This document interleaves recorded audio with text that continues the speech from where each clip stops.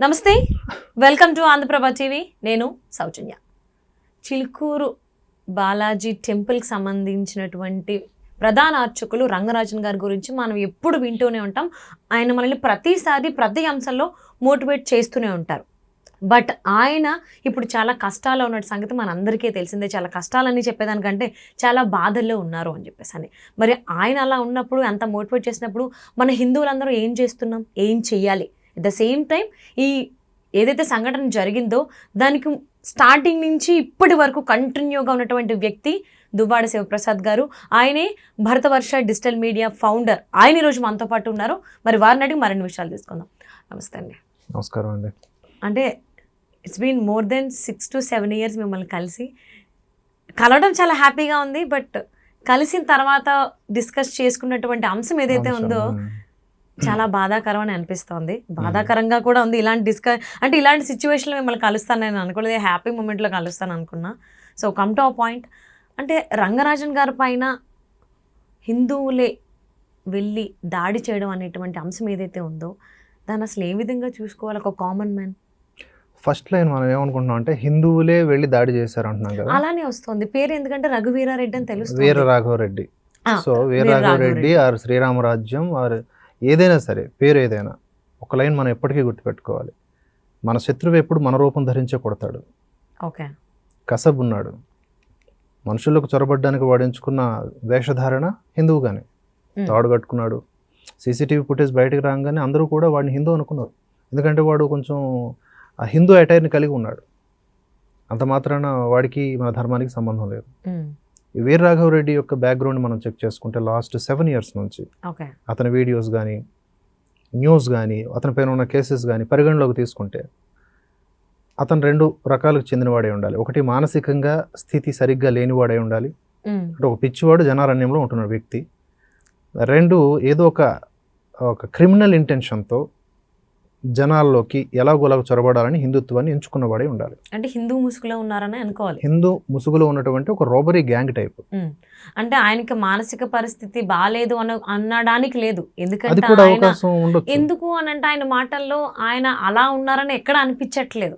ఆయన మాట్లాడిన మాటలు కానీ, ఆయన కొన్ని చదివినటువంటి శ్లోకాలు కానీ, స్తోత్రాలు కానీ ఎప్పుడు అలా అనిపించలేదు. ఆయన మానసిక పరిస్థితి బాగాలేదు అనడానికి లేదు. సో అసలు రంగరాజన్ గారి పైన అటాక్ చేయడానికి అసలు ముఖ్య ఉద్దేశం ఏమనుకోవాలి? సో ఇది February 7వ తారీఖున జరిగిన ఘటన అందరికీ తెలిసిన విషయమే. ఆయన పొద్దున్న 3 గంటలకు వచ్చారు ప్రయాగ్రాజ్ నుంచి, అంటే కుంభమేళా నుంచి. చాలా టైర్డ్ అయిపోయి ఉన్నారు. వీళ్ళంతా గ్యాంగ్తో వెళ్ళింది 7 గంటలకి. అప్పటికి వారి అబ్బాయి ఉన్నారు, ఇతరులు ఉన్నారు. వాళ్ళ దగ్గరికి వెళ్ళి ఇలా గురువుగారిని కలవడానికి వచ్చామని చెప్పారు వీళ్ళు. వాళ్ళ భాష, వాళ్ళ వేషధారణ అంతా కూడా ఎక్కడ అబ్జెక్షనబుల్గా ఉండదు. లేదు. కానీ యాక్షన్స్ అన్నీ కూడా అబ్జెక్షనబుల్లే. వాటన్నిటినీ కూడా శిక్షార్హమైనవిగానే పరిగణించాలి మనం. ఇక్కడ వీళ్ళు ఇలా అప్రోచ్ అయిన వెంటనే ఏం చేశారంటే అడిగారు. అంటే ఇలా చెప్పారు, 3 గంటలకు వచ్చారండి, కొంచెం టైర్డ్ అయి ఉన్నారు, కలవచ్చు, మాట్లాడతారో లేదో తెలియదు అంటే, లేదండి చెప్పండి ఎంతసేపు అయినా వెయిట్ చేస్తామంటే అలాగని చెప్పారు. ఈ లోపల బూటు కాళ్ళతో వాళ్ళ లోపలికి వెళ్ళిపోయారు. బూటు కాళ్ళతో ఒక పెద్ద ఆయన ఇంటికి అర్చకులు వారి ఇంటికి బూటు కాళ్ళతో వెళ్ళిపోయారు. అంటే ఎవరింటికైనా మనం వెళ్ళినప్పుడు బూట్లు అయితే ముందు మన పాదరక్ష బయటే పెడతాం కదా, చిన్న సంస్కారం అది కూడా వారి ఇంటికి వెళ్ళిపోయి ఆయన బయటకు వచ్చారు. ఈ హడావుడి చూసి సరే ఏదో పెద్ద సంస్థకు సంబంధించిన వ్యక్తులేమో, హిందువులేమో అని అనుకున్నారు. కానీ వారి యొక్క అప్రోచ్, వారి అగ్రెసివ్నెస్, సంథింగ్ ఇస్ ఫిషీ అని వారికి డౌట్ ఉంది. కానీ వారు తీసుకున్న స్టాండ్ ఆ వీడియోలోనే వ్యక్తం అవుతుంది. ఆ వీడియో రిలీజ్ చేసింది కూడా ఓకే, ఎడిట్ చేసి రిలీజ్ చేసిన వీడియో. కొడుతూ ఉన్నటువంటి భాగాన్ని కట్ చేసి కేవలం వీరు డిస్కస్ చేస్తున్నట్లుగానే ఉండేలాగా ఏదో కొంత టెక్నికల్గా తప్పించుకోవడానికి అంటారు కదా, లీగల్గా ఫైట్ చేయడానికి ఉపయోగపడుతుందని. కానీ అదే ఇరికించింది అనుకోండి. వారు అన్నారు, నేను కొంచెం అలసిపోయినానయ్యా, తర్వాత మాట్లాడదాం అంటే వెంటనే అన్నాడంట ఈ వీరరాఘవరెడ్డి అనే వ్యక్తి, take him in to custody అన్నాడంట. మిగతా వాళ్ళందరితో take him in to custody. ఈయన ఇదంతా నేను వింటున్నది చూస్తున్నది కరెక్టేనా అనుకున్నారు ఆయన. ఎవరికైనా అలా take him in to custody ఏంటి, చుట్టూ జనం, ఏదో ప్రాంక్ లాంటిది ఏమో అనుకున్నారు. శిష్యులు ప్రేమతో గురువు గారి మీద ఏదో ప్రయోగం చేస్తున్నారు అనుకున్నారు ఆయన అప్పటికీ. అయితే ఇంతలో సడన్గా వచ్చి ఇద్దరు కాల్ లాగేశారు. కాల్ లాగేస్తే అప్పటికి ఆయన ఏమనుకుంటున్నారంటే బర్త్డేకి పైకి లిఫ్ట్ చేస్తారు చూడండి సరదాగా, ఉమ్, ఉమ్, ఆయన వాత్సల్యం చూడండి, ఆయన అప్పటికే అనుమానించట్లేదు, ఉమ్, ఉమ్. వారిని పిల్లలుగానో సోదరులుగానో భావించి ఇక కొట్టడం స్టార్ట్ చేశారు. అప్పుడు ఓహో సంథింగ్ రాంగ్ అని కింద కూర్చోబెట్టేశారు. నిల్చుంటుంటే లాగేస్తున్నారు. ఇది ఉమ్, అది కూడా రికార్డ్ అయి ఉంటుంది. వాళ్ళంతా రికార్డ్ చేసుకున్నారు వాళ్ళ పాపాన్ని. ఇలా చేసుకుంటూ ఇంట్రాగేషన్ స్టార్ట్ చేశాడు. ఆ ఇంట్రాగేషన్లో మనకేం కనిపిస్తుంటుందంటే గోత్రం అడుగుతాడు. ఇప్పుడు మీ గోత్రం ఏంటి చెప్పండి? నాగుల గోత్రం. మీ ప్రవర భగవద్గీతలో 18వ అధ్యాయంలో 14వ శ్లోకం చెప్పండి. ఉమ్, మీరు ఎక్కడైతే చెప్పలేకపోతున్నారో అక్కడ మీకు దెబ్బలు పడుతున్నాయి.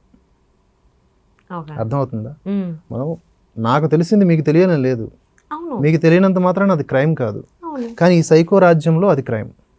సో వీడు ఏదైతే ఒక సిద్ధాంతాన్ని అనుకున్నాడో ఆ సిద్ధాంతానికి రామరాజ్యం అని పేరు పెట్టుకున్నాడో అది అందరికీ అప్లికబుల్ చేయాలని చూశాడు.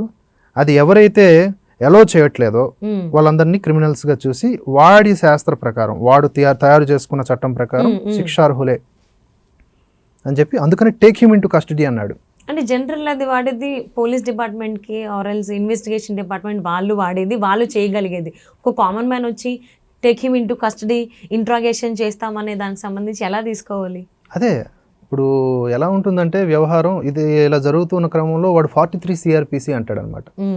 43 CRPC లేదా 40 BNSS ప్రకారం, కొత్త చట్టం ప్రకారం ఒక ప్రైవేట్ వ్యక్తి లేదా ప్రైవేట్ వ్యక్తులు కాగ్నిజిబుల్ నేరాలకు పాల్పడితే గనక, అంటే తీవ్రమైన నేరాలకు పాల్పడుతున్నటువంటి వ్యక్తులు ఎవరైనా ఉంటే, వ్యక్తులు ఉంటే మీరు అరెస్ట్ చేయొచ్చు, వాళ్ళని నిరోధించవచ్చు లేదా నిర్బంధించవచ్చు. ఒక రేప్ అటెంప్ట్ కానీ, రోబరీ కానీ, హత్య కానీ ఇలాంటివి పాల్పడుతూ ఉంటారు చూడండి బహిరంగంగా. నీకు దమ్ముంటే అలాంటి వాళ్ళని గుంపుతో కానీ లేదా ఒక్కడివా కానీ అరెస్ట్ చేయొచ్చు. వాళ్ళని అరెస్ట్ ఈజ్ నథింగ్ బట్ వాళ్ళని నిరోధించడం కదా, కట్టడి చేయటం. చేసి వితిన్ 6 hours నువ్వు పోలీసులకు అప్పచెప్పాలి. ఏదైనా ఒక police station within 6 hours. 6 hours దాటిపోతే నీ మీద కిడ్నాప్ కేసు పెట్టే అవకాశం ఉంటుంది. సో నువ్వు మంచి పని చేసినా కూడా చెడ్డ పని అయ్యే అవకాశం ఉంది. ఇది ఆ సెక్షన్ చెప్తోంది. వీడు అదంతా తీసుకోవాలి. ఇప్పుడు నాకు తెలిసిందే వేదాంతం అనుకునే మూర్ఖులకి ఇదంతా అనవసరం కదా. 43 CRPC ఏం చెప్పిందంటే a private person can arrest anybody ఎవరైతే లాని ఎగైనెస్ట్గా వెళ్తాడో అని చెప్పేసి ఆ మూర్ఖత్వంతోనే ఉన్నాడు.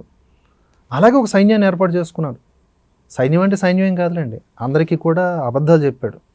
మీరు రండి ఆర్మీ రిక్రూట్మెంట్ లాంటిది, మీకు నెలకు 20,000 జీతం ఇస్తాం, పాపం 10th class మాత్రమే చదివితే చాలు, పాస్ అయినా ఫెయిల్ అయినా పర్లేదు, ఇలాంటివి చెప్తే పాపం కొంతమంది ఇన్ఫ్లుయెన్స్ అవుతారు. ఉద్యోగం లేని వాళ్ళందరూ కూడా ఎంతో అంత హిందుత్వ భావజాలం ఉన్న వాళ్ళు కూడా పుణ్యము పురుషార్థం 2 వస్తాయని చెప్పేసి వెళ్తారు. అయితే ఈ మొత్తం గ్రూప్ లో ఉన్న వాళ్ళందరూ కూడా అలా బుక్ అయిపోయిన వాళ్ళే. ఆల్మోస్ట్ 17 members టీమ్ వచ్చారు. 26 members. నేను ఆ CCTV ఫుటేజ్ ని పరిశీలించిన తర్వాత నేను లెక్క పెట్టిందే 26, మొత్తం కలిపి 30 అంటున్నారు. DCP గారు కూడా చెప్తున్న విషయాలు అవే. వీళ్ళందరూ కూడా ఇలా రిక్రూట్ చేయబడ్డ వాళ్ళే. అందరి దగ్గర 300 రూపాయలు. అక్కడ వీడు రామరాజ్యం అనేది స్టార్ట్ చేశాడు కదా, ఆ రాజ్యంలో పౌరులుగా మీరు రావాలి అనుకుంటే మీకు పౌరసత్వ రుసుము అనేది ఉంటుంది. ఆ రుసుము చెల్లించాలి 300 రూపాయలు. అలాగే మీరు ఆర్మీలో జాయిన్ అవ్వాలంటే మీ బట్టలు మీరే కుట్టుకోవాలి, దానికి 2000 అవుద్ది. సో ఇది యూనిఫామ్. సో ఆ టైప్లో ఇదంతా తయారు చేశాడు. ఈ గ్యాంగ్ తయారయ్యి కూడా ఒక 1 month కూడా అవ్వట్లేదు అనుకుంటా. ఈ గ్యాంగ్ అంటే ఈ ఎటైర్లో స్టార్ట్ అయ్యి అటాక్ చేసినటువంటి పర్సన్స్లో ఈయన కీలకమైన వ్యక్తి. ఇంతకుముందు కూడా 2-3 పెద్దవాళ్ళని ఇలాగే బెదిరించాడు. ఆదిత్య పరాశ్రీ స్వామి బయటికి రాలేదు. వారు చెప్పారు, వీడియో ద్వారా చెప్పారు, అంటే అఫీషియల్గా వారు దాన్ని ధృవీకరించారు. ఆదిత్య పరాశ్రీ స్వామి వారు అంటే చిలుకూరు రంగరాజన్ గారు భుజాలపైన ఎత్తుకొని లోపలికి తీసుకువెళ్ళారు. ఐడియా ఉందా? ఒక దళిత స్వామిని. అంటే మేము కులానికి అతీతంగా ఉంటాం హిందువులమని ఒక పెద్ద సందేశాన్ని ఇంటర్నేషనల్ లెవెల్లో ఇచ్చారు. సో అతన్ని కూడా బెదిరించారు. ప్రతి ఒక్కరి దగ్గరికి వెళ్తారండి, వీళ్ళది ఒకటే టార్గెట్. వాడు చెప్పింది నీకు తెలిసి ఉండాలి. సరే, అక్కడ కూడా ఎక్స్క్యూజ్ ఉంటుంది. వాడి రామరాజ్యం అనే దానికి సైన్యాన్ని నూపాలి. సైన్యాన్నితో పాటుగా వైశ్యుల్ని సెలెక్ట్ చేసుకుని వాళ్ళ దగ్గర డబ్బులు ఇవ్వాలి. సో డబ్బు ఇవ్వాలి, మనుషులు ఇవ్వాలి, లేదంటే కుట్టేస్తారు. ఇచ్చినటువంటి గడువు లోపల గనక వారి యొక్క డిమాండ్స్ నెరవేర్చకపోతే చంపడానికి కూడా సిద్ధమే. దానికి వాళ్ళు ఎంత దుర్మార్గాన్ని కొడిగట్టారంటే భగవద్గీతలో ఉన్నటువంటి శ్లోకాలు, భగవద్గీతలో శ్రీకృష్ణుడు చెప్పినటువంటి శ్లోకాలని మిస్ఇంటర్ప్రిటేషన్ చేసి నిజంగా చాలా ద్రోహం చేశారు హిందూ ముసుగులో. సో అంటే అసలు వీర రాఘవరెడ్డి ఇలాగా టీంని ఫామ్ చేసుకోవడానికి గల ముఖ్య ఉద్దేశం ఏంటంటే ఆయన ఏమైనా చెప్పడం జరిగిందా బయటికి ఆ సమయంలో కానీ ఎప్పుడైనా? ఇప్పుడు ఇంట్రాగేషన్లో ఇప్పుడు డీసీపీ గారు చెప్తున్న వివరాల ప్రకారం మనం తీసుకుంటే అతగాడి ముందు వెనక ఏవో ఉన్నాయని మేము అనుకోవట్లేదండి. యాజ్ ఆఫ్ నౌ ఉన్న సిచ్యువేషన్ ప్రకారం ఓకే, వాడు కేవలం తన రిక్రూట్మెంట్ కోసం అని చెప్పేసి మనుషుల్ని అడిగాడు, అలాగే దాన్ని మెయింటైన్ చేయడం కోసం డబ్బులు అడిగాడు. అర్చకుల్ని ఈజీగా ఎంచుకున్నాడు. అంటే అర్చకులు కొంచెం బలహీనుడు కదా, శారీరకంగా తిరగబడే వాళ్ళు కాదు. అవును, వాడేదో వారి యొక్క నిత్యం చాలా శాంతంగా ఉంటారు, శాంతంగా వారి పనుల్లో మునిగిపోయి ఉంటారు. అవును, గట్టిగా అదేమితే భయపడిపోతారు కదా. సో అక్కడికి జనాలు కూడా వస్తారు. ఆలయాలు ఎందుకు టార్గెట్ చేశాడంటే జనాలు వస్తారు. ఆ జనాల్లో వీడు ఎంచుకున్నటువంటి గోత్రీకులు కావాలి వీడికి. సో జనరల్గా గోత్రం చెప్తాం కదా పూజలు అభిషేకాలు చేసేటప్పుడు. సో వీడికి నచ్చినటువంటి ఆ గోత్రీకుల్ని వీడికి ఇన్ఫర్మేషన్ ఇస్తూ, అలాగే అందులో ఉన్నటువంటి డబ్బున్న వాళ్ళ వివరాలని కూడా అందిస్తూ ఇది చేయాలని చెప్పాడు. ఇది వీడి ఇంటెన్షన్ ఏమీ లేదండి, డబ్బు సంపాదించాలి, వీడి యొక్క సైకో ప్రవృత్తి ఏదేందో దాన్ని వ్యాప్తి చేయాలి, అంతే, ఇంకేం లేదు. అంటే రంగరాజన్ గారి కంటే ముందే ఇద్దరి మీద ఈయన వీర రాఘవరెడ్డి అటాక్ చేసిన అంశాలు ఏవైతే ఘటనలు అవి ఎందుకు బయటికి రాలేదు? భయం అండి, చెప్తున్నా కదా. రంగరాజన్ గారు కూడా ఆల్మోస్ట్ 30 నుంచి 40 గంటల దాకా బయటికి రాలేదు. మా దగ్గరకు వచ్చిన తర్వాత మేమే ఒక 6-7 గంటల పాటు డిస్కస్ చేస్తూనే ఉన్నాం గురువుగారితో. ఓకే, ఎలా ముందుకు వెళ్ళాలి ఏంటి అని. వారి ప్రయత్నాలు వారు చేస్తున్నారు, వారి యొక్క ఆలోచనలు చేస్తున్నారు. వారు మహా వ్యక్తి. అవును. సో వారుకున్న టీంతో వారు ఆలోచిస్తున్నారు, వారి శిష్యులుగా మేము ఆలోచిస్తున్నాం. ఎందుకంటే భయం. ఒక గుంపుగా 30 మంది రాడికల్గా తయారయ్యి ఇన్ ద నేమ్ ఆఫ్ హిందుత్వ ఎప్పుడు లేనిది, సహజంగా లేదు కదా, చరిత్రలో ఫస్ట్ టైం వచ్చినప్పుడు ఏమవుద్ది? ఎవడైనా భయపడతాడు. ఎందుకంటే ఇది ఎక్కడ బయట చెప్పామంటే నీ పని అయిపోద్దని వార్నింగ్ ఉంటాయి కదా. ఉగాది లోపల గనక నా డిమాండ్స్ నువ్వు నెరవేర్చకపోతే మా వాళ్ళు వస్తారయ్యా మహాత్మా, మా వాళ్ళు వస్తారు, చేయాల్సింది చేసిపోతారు, నేను రాను అన్నాడు. దాని అర్థం ఏంటి? కొంతమంది మూర్ఖులు అంటున్నారు వాడి భాషలో ఎక్కడైనా దుర్భాష ఉందా అంటున్నారు. సైకోనా కొడుకులు అలాగే ఉంటారు. ముఖంలో ముఖం పెట్టి చాలా క్రిమినల్ లుక్స్తో పిచ్చి పిచ్చి ప్రశ్నలు అడిగి నువ్వు పురోహితుడివా, నువ్వు అర్చకుడివా, నువ్వు హిందువువా అని చెప్పి వాడి ఆ ప్రశ్నలకు సమాధానం ఆయన చెప్పకపోతా ఉంటే మాట్లాడుతూ కొడుతూ ఈ కన్ను, ఈ ఎడమ కన్ను ఇదంతా కూడా రెడ్గా అయిపోయింది. ఎంత గట్టిగా కొట్టకపోతే రెడ్గా అవుద్ది. ఈ భుజం ఉంది కదా, కుడి భుజం, ఇదంతా కందిపోయి ఉంటుంది. రక్తం గడ్డగడితే ఎలా గ్రీన్ కలర్ కమిలిపోతుంది, అలా అయిపోయింది. ఇంకా గాయాలు ఎన్నో. అంత పాపం ఆయన ఏం చేశాడు అంటే నోట్లోంచి మాట బాగా వస్తుందన్నంత మాత్రాన కళ్ళు అబద్ధం ఆడవుగా, కళ్ళు చూపిస్తున్నాయిగా, వీడియోస్లోనే ఉంది. ఆయన పైన ఉన్నాడండి, ఆయన కింద కూర్చుని ఉన్నారు, ఇంటరాగేషన్ చేస్తున్నారు. వీడియో కూడా నేను చూసాను. ఆయన మాట్లాడుతుంది ఎలా ఉంది, ఆయన చూపు ఏ విధంగా ఉంది, అంటే ఆయన ప్రవర్తన, బాడీ బిహేవియర్ ఏ విధంగా ఉంది అనేది అర్థమవుతుంది. ఆయన చాలా శాంతస్వరూపంగా ఉన్నారా, కోపద్రికులై ఉన్నారా అనేది అర్థమవుతుంది. అంత తెలియని వాళ్ళు ఎవ్వరూ లేరు, వీడియో చూస్తే అందరికీ అర్థమవుతుంది. సో ఈ రంగరాజన్ గారి అంశం మళ్ళీ రాజకీయ రంగు పులుముకుంటోంది అనేటువంటి మాటలు కూడా వస్తున్నాయి. కేటీఆర్ గారు కలిశారు, మాట్లాడారు. తెలంగాణలో అసలు శాంతి భద్రతలకు సంబంధించి అసలు ఏం జరుగుతుంది ఏంటి, ఇలాంటి దాడులు ఎక్కువ అవుతున్నాయి, ఇలాంటి దాడులే ఉంటూ ఉన్నాయి అనేటువంటి మాటలు కూడా, వ్యాఖ్యలు కూడా చేసినట్టుగా మనం వింటూనే ఉన్నాం. సో పవన్ కళ్యాణ్ గారు కూడా కామెంట్ చేయడం జరిగింది, దీనికి సంబంధించి విచారణ జరిపించాలి, అసలు ఎందుకు జరిగింది, అసలు ఎందుకు ఈ మధ్య కాలంలో హిందువుల మీద, హిందువుల్ని కంట్రోల్ చేయాలనో లేకపోతే వాళ్ళని భయపెట్టాలనో ఇలాంటి అంశాలు చాలా చోట్ల జరుగుతున్నాయి. సో దీన్ని ఏ విధంగా చూడాలి ఇప్పుడు? సో ఇప్పుడు ఈ సంఘటనని అన్నిటితో కలిపితే కొంచెం మనకు ప్రాబ్లమేటిక్ అవుతుంది అనాలిసిస్కి. ఇది పూర్తిగా డిఫరెంట్ సిచ్యువేషన్. ఒక హిందూ పేరుతో ఉన్నవాడు హిందూ మీద అటాక్ చేశాడు, అది కూడా అర్చకుడి మీద. అంటే హిందూ పేరు పెట్టుకున్నంత మాత్రం హిందూ అవ్వాలని లేదు. And attack on Hindu by Hindu, అలా చూసుకుందాం. అలా చూసుకున్నప్పుడు ఇందులో పాలిటిక్స్ అనేవి ఉండవు. ఇరు తెలుగు రాష్ట్రాల సీఎంలు స్పందించారు, చంద్రబాబు నాయుడు గారు కూడా స్పందించారు, మీరు అన్నట్టు మిగతా వ్యక్తులు కూడా స్పందించారు. సో అపోజిషన్ ఏం లేదు, లేకపోతే అధికార పార్టీ ఏం లేదు, అందరూ కూడా దీన్ని ఖండించారు. అందరూ విత్ రంగరాజన్ గారు. ఓకే. సో మిగతా విషయాలు అంటారా, రాష్ట్రాల్లో ఈ రెండు తెలుగు రాష్ట్రాల్లో కూడా జరుగుతున్నటువంటి ఘటనలు, యాంటీ హిందూ ఘటనలు, ఆ విషయాల్లో సరైనటువంటి చర్యలు తీసుకున్నటువంటి సందర్భాలు ఎక్కడా లేవు. ఇప్పుడే కాదండి, లాస్ట్ 10 years నుంచి తీసుకోండి, హిందువుల మీద జరుగుతున్నటువంటి ప్రతి దాడికి న్యాయం జరగలేదు. అసలు హిందువుల మీద అటాక్ చేయడానికి చాలా ఈజీగా ప్లాన్ చేసుకుంటారు, కానీ రిమైనింగ్ కమ్యూనిటీస్ ఏవైతే ఉన్నాయో వాళ్ళ మీద ఒక్క మాట అనడానికి ఒక్కరికి ధైర్యం రాదు. అసలు వెన్నులో వణుకొస్తుంది అనాలంటే. అదే ఇప్పుడు అదే అంటున్నాను, కేవలం మనం రియాక్ట్ అవ్వడం కూడా నేరంగా భావిస్తూ ఉన్నారు. ఇప్పుడు నన్ను మీరు కొడితే నేను అట్లీస్ట్ ఏదో ఒక రియాక్షన్ ఇవ్వాలి కదా, దాన్ని కూడా క్రైమ్గా చేస్తున్నారు. ఒక హిందువు తన హక్కుల కోసం, తనకు జరుగుతున్న అన్యాయం కోసం ప్రతిఘటించినా నేరంగా పోర్ట్రే చేసే ప్రయత్నం చేస్తూ ఉన్నారు. ఒక ఎకోసిస్టమ్ అదంతా బలంగా ఉంది. నేను దాన్ని సోది మీడియా, సోరోస్ మీడియా, విదేశాలకు అమ్ముడుకుపోయిన బానిస మీడియా అని లేదా వ్యక్తులని నేను అంటాను. సోకాల్డ్ మేధావులని, లిబరాన్లని, వాళ్ళని నేను ఉటంకిస్తూ ఉంటాను. సో వీళ్ళంతా కూడా అదే పనిగా డిస్మాంట్లింగ్ గ్లోబల్ హిందుత్వం మీద పని చేస్తూ ఉంటారు. అంటే నాట్ ఓన్లీ ఇన్ ఇండియా, ప్రపంచవ్యాప్తంగా ఉన్న హిందుత్వాన్ని డిస్మాంటిల్ చేయాలి అనేది వారి ఎజెండా. దానికి వాళ్ళకి దొరికినటువంటి మరొక ఆహారం ఈ వీర్రాఘవరెడ్డి అనే సైకో ఇచ్చాడు. వీడికి మన హిందుత్వానికి సంబంధం లేదు. ఇన్ ద నేమ్ ఆఫ్ హిందుత్వ ఎవడు ఏది చేసినా మనం దానికి రెస్పాన్సిబిలిటీ కాదు. మన ధర్మం ఇలాంటి వాటిని ఖండిస్తుంది. ఉదాహరణ చెప్తాను చూడండి. ఒక ఉగ్రవాది వాడు ఒక 100 మందిని చంపడానికి గల కారకుడయ్యాడు. బాంబు పెట్టి పేల్చాడు. ఎంతోమంది ఉగ్రవాదులు, ఆ పేర్లు అక్కర్లేదు. వాళ్ళు చనిపోయిన తర్వాత లేదా ఉరి తీయబడిన తర్వాత వాళ్ళని ఇదే దేశంలో ఉన్న అదే కమ్యూనిటీకి చెందినటువంటి ప్రజలు ఊరేగించినటువంటి సందర్భాలు ఉన్నాయా లేదా? వాడికి అంత్యక్రియలు గౌరవ మర్యాదలతో చేసిన సందర్భాలు ఉన్నాయా లేదా? వాడు ఉగ్రవాది, వాడి మీద నేరం నిర్ధారణ అయింది, వాడు దోషిని తేలింది, వాడు చచ్చాడు. నేరపూరితంగా ప్రవర్తించిన తీరుకు చచ్చాడు వాడు చట్టరీత్యా. కానీ వాడిని కూడా గౌరవప్రదంగా అంత్యక్రియలు జరిపించారు. దానికి దీనికి ఎంత తేడా చూడండి. ఈరోజు హిందూ ముసుగులో ఉన్నటువంటి వీర్రాఘవరెడ్డిని మొత్తం ముక్తకంఠంతో హిందువులు ఖండించారు. ఎవడు వెనకేసుకు రావట్లేదు. This is what the difference between communities. Hindutva ఎక్స్ట్రీమిజంని సపోర్ట్ చేయదు. That's true actually. కాకపోతే మిగిలిన కమ్యూనిటీస్తో కనుక మన హిందువులు పోల్చుకున్నట్లయితే వాళ్ళలో ఉన్నటువంటి యూనిటీ ఏదైతే ఉందో ఆ ఐకమత్యం అనేది హిందువుల్లో లేదు అనేటువంటిది కొంతమంది వాదన. మీరేమంటారు? నిజమే, అది దాంట్లో ఏమీ ఇది లేదు. ఈ డిస్మాంట్లింగ్ హిందుత్వం అనేది ఇప్పటి నుంచి కాదు కదా, బ్రిటిష్ టైం నుంచి నడుస్తూనే ఉంది. అంతకుముందు తురస్కుల యొక్క దండయాత్రలో ఆలయాల మీద దాడులు చేశారు. బ్రిటిష్ వాళ్ళందరూ కూడా మన మెదళ్ళ మీద దాడి చేశారు. బ్రిటిష్ వాడు చేసిన దాడి ఇప్పటికీ వెంటాడుతూనే ఉంది, వాడు వెళ్ళిపోయినా కూడా. ఈవెన్ ఆలయాల మీద దాడి కూడా ఈ మధ్య కాలంలో మనం రెగ్యులర్గా వింటూనే ఉన్నాం. నెలకు ఒకసారో నెలకు 2-3 సార్లు. ఎందుకంటే ఆలయాలే మనకి శక్తి కేంద్రాలు. అక్కడ కొడితే మొత్తం వ్యవస్థ కుప్పకూలిపోతుంది. అక్కడ బ్రాహ్మణ మొత్తం చాతుర్వర్ణ్య సిస్టమ్ ఉంది కదా, దీన్ని క్రిటిసైజ్ చేయాలి, దీన్ని డిస్మాంటిల్ చేయాలి.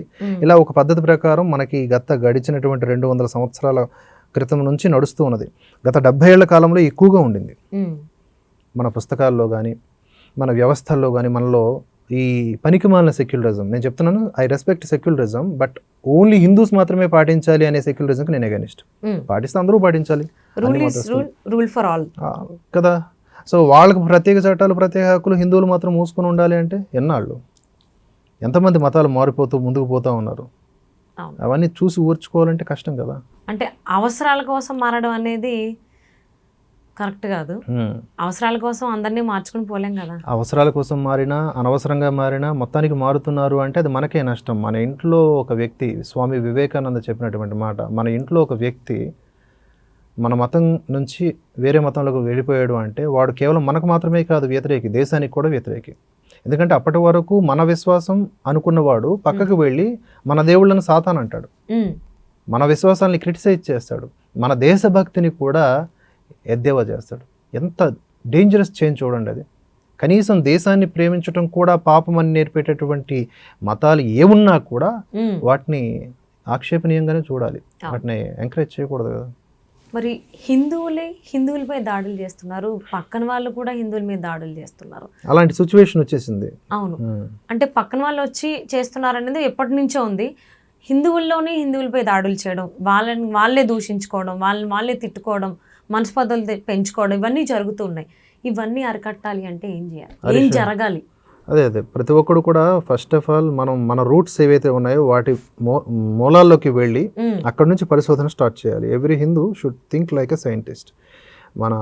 మన యొక్క పూర్వీకులు ఆర్యభట్ట కానీ, కణాదుడు కానీ, మన ఋషులందరూ ఎంతమంది అయితే ఉన్నారో అంతమంది గురించి మనం కరెక్ట్, సుశ్రుతుడు, వీళ్ళందరూ కూడా కేవలం ఏదో ఈరోజు జై శ్రీరామ్ లేకపోతే ఇతరత్ర కట్టర్ భావజాలంతో వ్యవహరించిన వాళ్ళు కాదు. లోక కళ్యాణం కోసం నిరంతరం పరిశోధించి తప్పించినటువంటి మహానుభావులు. అటువంటి వారి కోవకి సంతతికి చెందిన వారం మనం. సో మూలాలు అక్కడి నుంచి వెళ్ళి ఇదిరా మన శక్తి అని గ్రహించిన తర్వాత మన దగ్గరకు వచ్చి ఎవడు ఏ మార్చలేడు, మతం మార్చలేడు. కాబట్టి మన ఆలోచనలు అక్కడి నుంచి మొదలవ్వాలంటున్నాను నేను. మొదలవ్వకపోతే ఈ కొద్దిగా తెలుసుకున్న మిడిమిడి జ్ఞానంతో వీడున్నాడు వీర్రాఘవరెడ్డి, వాడిది మిడిమిడి జ్ఞానం. 4 శ్లోకాలు ఆ మిడిమిడి కూడా లేదేమో అది కూడా లేదు, అది వాడుకున్నాడు. అఫ్ కోర్స్ మీరు అన్నది రైట్ పాయింట్, వాడుకున్నాడు. ఆ మిడిమిడి శ్లోకాలు 4 శ్లోకాలు 4 సెక్షన్లు పెట్టుకొని ఏదో నాకు తెలుసని విజ్ఞాన ప్రదర్శన చేశాడు. డీసీపీ గారు అదే చెప్పారు. ఈ మధ్య ఒక ఫ్యాషన్ అయిపోయింది చాలా మందికి, 4 సెక్షన్లు మాట్లాడితే మేము కొంచెం కంట్రోల్ అయిపోతామని చెప్పేసి తోలు తీస్తాం అలాంటి వాళ్ళకని చెప్పాడు. సో అంటే పోలీసుల యాక్షన్ ఏ విధంగా ఉండబోతుంది అనుకోవచ్చు? అంటే కొంచెం అగ్రెసివ్ గానే వెళ్తారా, లేకపోతే ఆబ్వియస్లీ ఈ కేసులో అంటారా ఈ రంగరాజన్ గారు అంశం, ఎందుకంటే అరెస్ట్ అయితే జరిగిందని చెక్కేస్తారు వాడికి, డౌట్ లేదు అందులో ఏం డౌట్ లేదు. ప్రస్తుతానికి 14 days రిమాండ్ కస్టడీలోకి తీసుకోవచ్చు, తర్వాత ఇంకా రిమాండ్ పొడిగించవచ్చు. పూర్తి స్థాయిలో వాడు గనక దర్యాప్తునకు సహకరిస్తే తొందరగా కోర్టు డిసైడ్ చేసేస్తుంది. అంటే తీర్పు అతి తొందరగానే వస్తుందని అనుకోవాలా రంగరాజన్ గారి కేసుకు సంబంధించి? రావచ్చండి. నాకున్న చిన్నపాటి పరిజ్ఞానం ప్రకారం ఒక 6 నెలల్లోనే మనవాడు ఎన్ని సంవత్సరాల పాటు లోపల ఉంటాడని తెలిసిపోతుంది. సో ఇప్పుడు నేను చెప్పాలనుకుంటుంది ఏంటంటే, ఇలాంటి మూర్ఖులకి ఎవరైతే సపోర్ట్ చేస్తున్నారో మీ అందరూ మీ కుటుంబాలని రిస్క్లో పెడుతున్నారు, గుర్తుపెట్టుకోండి. ఎవడు పెడితే వాడు కాషాయ జెండా లేకపోతే తుండు లేకపోతే in the name of Hinduism వచ్చేసి హిందువుల్ని కేవలం రెచ్చగొట్టడం ద్వారా తన పబ్బం గడుపుకుంటున్నారో అలాంటి వాళ్ళకి మీరు జేజేలు కొట్టకూడదు, అలాంటి వాళ్ళని ఫాలో అవ్వకూడదు. హిందుత్వం అంటే వికాసం, విజ్ఞానం. మిమ్మల్ని వికాసం వైపు నడిపిస్తూ ఒక హిందువుగా గర్వించేలాగా ముందుకు తీసుకెళ్లే వాళ్ళే నిజమైనటువంటి సారథులు, వారధులు. వారు కాకుండా ఇంకెవరైనా సరే ఎమోషనలైజ్ చేసి మిమ్మల్ని కనుక సైడ్ ట్రాక్ పెట్టేస్తే దయచేసి అర్థం చేసుకోండి. ఈరోజు వీర్రాఘవరెడ్డి అనుచరులు అందరూ కూడా ఒక్కొక్కరుగా లిఫ్ట్ అవుతూ ఉన్నారు. ఇప్పటిదాకా 6 అయ్యారు, మిగతా వాళ్ళు కూడా పోతారు, అందరూ పోతారు, ఒక్కడు కూడా ఉండరు. అఫ్కోర్స్ వీళ్ళందరూ కూడా తక్కువ శిక్షకి అర్హులు అవుతారు, వాడు ఎక్కువ శిక్ష పడుతుంది. బట్ ఫ్యామిలీస్ డిస్టర్బ్ అవుతాయి కదండి. ఆబ్వియస్లీ అవుతాయి. అంటే హెడ్ ఆఫ్ ది ఫ్యామిలీ లేరు అన్నప్పుడు చాలా డిస్టర్బెన్స్ అవుతుంది కదా. సో అందులోనూ ఆ రామరాజ్యం ఫౌండేషన్ అని పెట్టుకున్నాడు వీర్రాఘవరెడ్డి.